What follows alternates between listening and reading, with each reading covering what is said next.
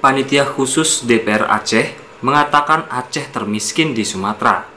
Ini dinilai dari kinerja Pemprov Aceh oleh Ketua Pansus LKPJ Gubernur Aceh, Sulaiman SE, pada Senin 7 Juni 2021. Sulaiman mengatakan, kita temukan beberapa persoalan di lapangan, seperti proses refocusing anggaran tidak sesuai dengan apa yang diharapkan. Dirinya juga mengatakan ditemukan juga proyek-proyek tidak sesuai dengan perencanaan, seperti di Dinas Pendidikan, Dinas PUPR, Dinas Sosial, dan dinas lainnya. Realisasi anggaran di tahun 2020. Ada beberapa persoalan yang kita temukan di lapangan, diantaranya seperti proses refocusing anggaran yang tidak sesuai dengan apa yang diharapkan. Sehingga di lapangan kita temukan juga proyek-proyek yang tidak sesuai dengan perencanaan, seperti misalnya di Dinas Pendidikan, kemudian di Dinas PUPR, Dinas Sosial, dan dinas-dinas lain. Sehingga semuanya telah kita laporkan di rekomendasi LKPJ yang hari ini dan nanti kita lanjutkan di paripurna. Ya, dana silpa juga kita sebutkan, malah dana silpa sejak ada Aceh,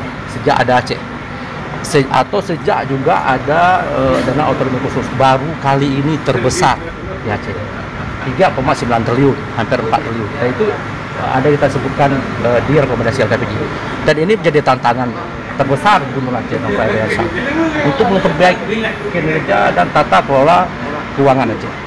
Tindak lanjut ya sesuai dengan aturan yang ada, kita hanya memberikan rekomendasi kepada Gubernur.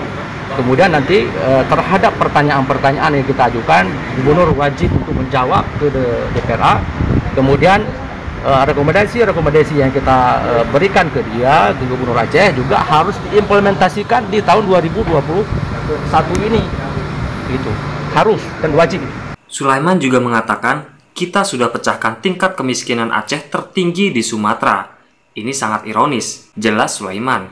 Tadi kita sudah bacakan bahwa tingkat kemiskinan kita malah tertinggi di Aceh, tertinggi di Sumatera, dan di bawah rata-rata nasional. Ini sangat ironis sekali.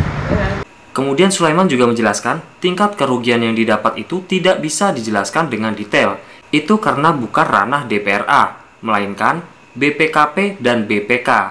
Kalau dilihat dari kerugian itu kita nggak bisa memprediksikan, karena itu bukan ranahnya DPRA, itu ranahnya BPKP, ranahnya BPK. Kita hanya melihat kesesuaian antara perencanaan dengan alokasi anggaran dengan kenyataan yang ada di lapangan itu. Dari Banda Aceh, Ahmad Nur Salam, Dialeksis TV.